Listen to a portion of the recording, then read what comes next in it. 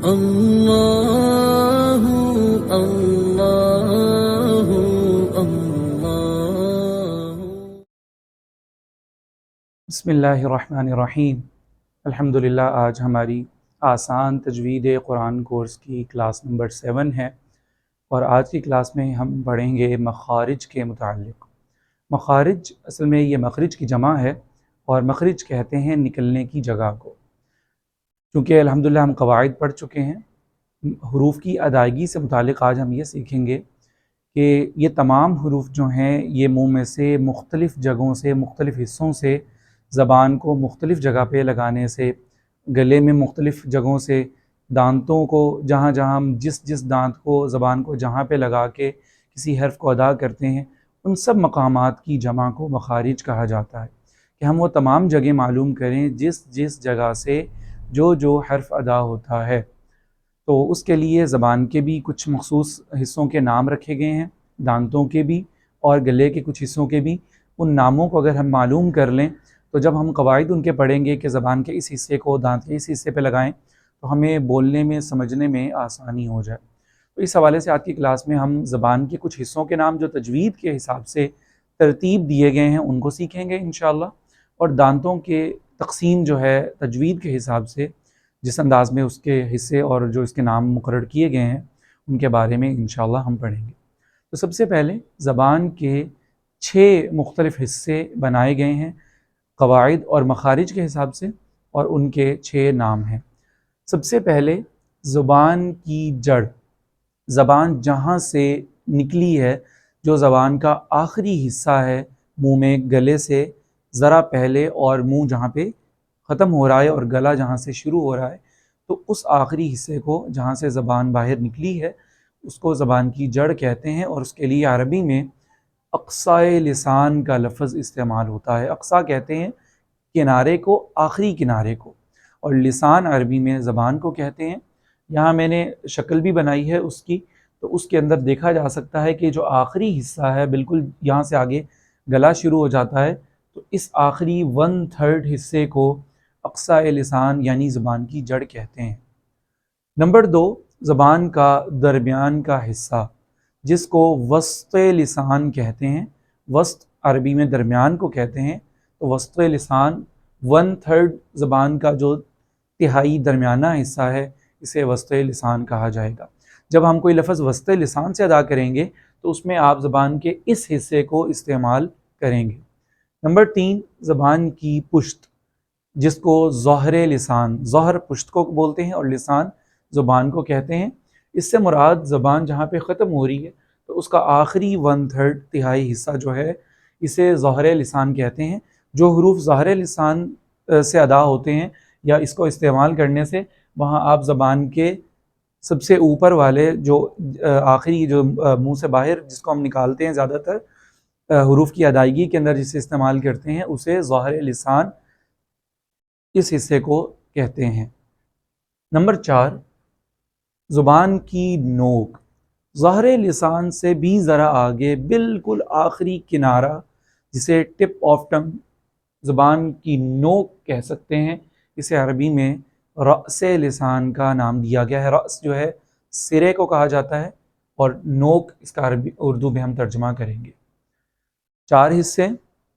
Number 5، زبان کا کنارہ، اس سے مراد پوری زبان کی سائڈیں یا کوئی مخصوص کنارہ نہیں، بلکہ جو زبان کی پشت اور ظاہر لسان جسے ہم نے کہا تھا کہ زبان کا آخری تہائی حصہ جو ہے، اس کی جو 2 سائڈیں ہیں، دائیں طرف ہو چاہے وہ بائیں طرف ہو، دونوں سائڈز کو طرف لسان یعنی زبان کا کنارہ کہتے ہیں۔ نمبر 6، زبان کی کروٹ، اس کے لیے عربی میں لفظ آتا ہے حافہ لسان، حافہ، یہ کروٹ کو کہتے ہیں۔ اس میں مکمل سائڈ جو ہے وسط لسان اور اقصی لسان، ان دونوں کے دائیں اور بائیں جو زبان کی سائڈ ہے جسے زبان کی کروٹ بھی کہتے ہیں۔ یہ 6 حصے ہیں جن کو زبان سے متعلق جو حروف ادا ہوتے ہیں، جن میں زبان کے استعمال کی جاتی ہے حروف کی ادائیگی میں، مخارج میں، تو یہ حصے ہیں اور یہ ان کے نام ہیں۔ تو جب ہم ان کے مخرج پڑھیں گے تو وہاں پہ یہی نام ذکر کیے جائیں گے، اور اگر یہ نام پہلے سمجھ لیے جائیں، یاد کر لیے جائیں، تو تو مخارج کو سمجھنے میں آسانی ہو جائے گی۔ اس کے بعد دانتوں کی جو تقسیم کی گئی ہے تجوید اور مخارج کے حساب سے، وہ بھی 6 قسمیں اور 6 صورتیں بنتی ہیں۔ نمبر 1، چونکہ ہر انسان کے منہ میں 32 کے قریب جو ہے دانت اور داڑھیں ملا کر 32 کی تعداد بنتی ہے، جس میں سے 20 کے قریب داڑھیں اور 16 کے قریب دانت ہوتے ہیں۔ تو سب سے پہلے اس طرف جو میں نے 3 نام لکھے ہیں، یہ دانتوں کے نام ہیں، اور آگے جو 3 نام لکھے ہیں یہ دراصل داڑھوں کے نام ہیں، اور پھر یہ مکمل جو ہے 32 کی تعداد بنے گی۔ اس کی ترتیب کو ذرا سمجھیے۔ سب سے پہلے ثنایا، ثا نون الف یا الف، ثنایا۔ ثنایا سے مراد دو تو اس سے مراد 2 دانت ہیں جو بالکل سامنے کے ہوتے ہیں انسان کے، لیکن ثنایا کے اندر ایک تقسیم آتی ہے اوپر اور نیچے کے دانتوں کی۔ جو اوپر کے سامنے کے 2 دانت ہیں انہیں ہم ثنایا علیا کہتے ہیں، عین لام یا الف، علیا، اس سے مراد اوپر کے 2 دانت۔ اور جو نیچے کے سامنے کے 2 دانت ہوں گے ان کو بھی ثنایا کہتے ہیں، لیکن سفلا، سین، فا، لام اور کھڑی یا جس کے اوپر، چھوٹی یا جس کے اوپر کھڑی زبر ہو۔ تو ثنایا علیا، ثنایا سفلا، یہ اصل میں ثنایا جو ہیں یہ 4 دانت اب بن گئے، 2 دانت سامنے کے اوپر والی طرف اور 2 دانت سامنے کے نچلی طرف میں۔ اس کے بعد دوسرا جو اس کا نام ہے وہ ہے رباعی، را با الف عین یا، رباعی۔ رباعی کہتے ہیں 4 کو۔ تو 4 دانت اس سے کون سے مراد ہیں؟ یہاں لکھا ہے ثنایا کے دائیں بائیں کے 4 دانت۔ جو ہم نے 2 سامنے کے اوپر والے اور 2 سامنے کے نیچے والے 2 دانتوں کے متعلق پڑھا کہ وہ ثنایا ہیں، انہی کی سائڈ پہ جو 4 دانت ہیں، 2 اوپر ثنایا کے دائیں اور بائیں، 2 دانت نچلی طرف ثنایا سفلا کے دائیں اور بائیں، 1 2 3 اور 4، یہ 4 دانت جو ہیں ان کو ہم رباعی کہتے ہیں۔ اس کے بعد اگلے 4 دانت، ان کا نام انیاب، الف نون یا الف با، انیاب۔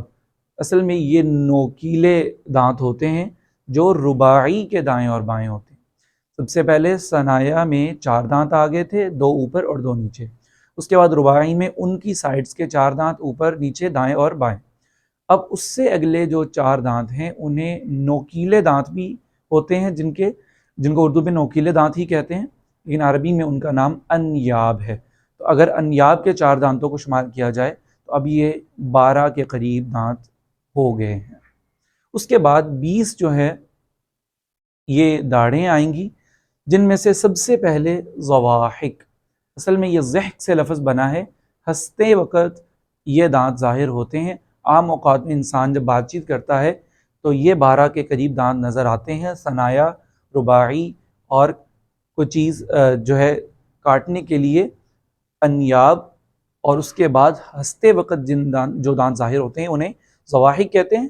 اور یہ انیاب کے دائیں اور بائیں کے 4 داڑھیں ہوتی ہیں، یہاں سے داڑھوں کی ابتدا ہوتی ہے۔ دانت اوپر کے 6 اور نیچے کے 6 اس تقسیم کے مطابق جب مکمل ہوتے ہیں تو اس سے اگلی ایک داڑھ جو ہے 4 جو بن جاتی ہیں، 2 اوپر کی، 2 نیچے، دائیں اور بائیں، ان کو ضواحک عربی میں کہا جاتا ہے۔ اب اس سے آگے 16 کے قریب داڑھیں بچ جاتی ہیں، 4 دائیں اوپر کی طرف، 4 بائیں اوپر کی طرف، 4 دائیں نیچے کی طرف اور 4 داڑھیں بائیں طرف نیچے کی طرف۔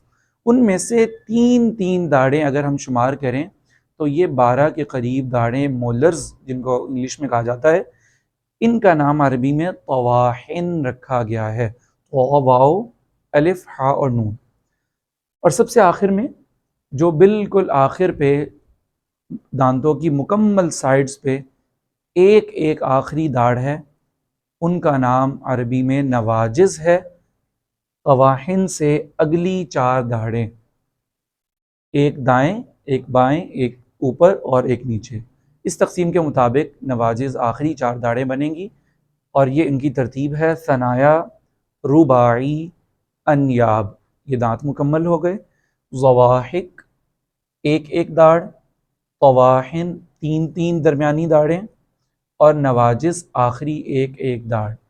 تو یہ دانتوں اور داڑوں کی تجوید کے حساب سے جہاں زبان لگا کے جو حرف ادا کیا جاتا ہے، مخارج کے حساب سے ان کی تقسیم بنتی ہے۔ تو ان چیزوں کو یاد رکھیے۔ انشاءاللہ اگلی کلاس میں پھر ہم مخارج کے متعلق پڑھیں گے کہ کون کون سے حروف اور ان حصوں میں سے کس انداز میں ان کو ملانے سے وہ حروف ادا ہوتے ہیں انشاءاللہ تعالی۔ جزاکم اللہ تعالی خیرا کثیرا۔ الله الله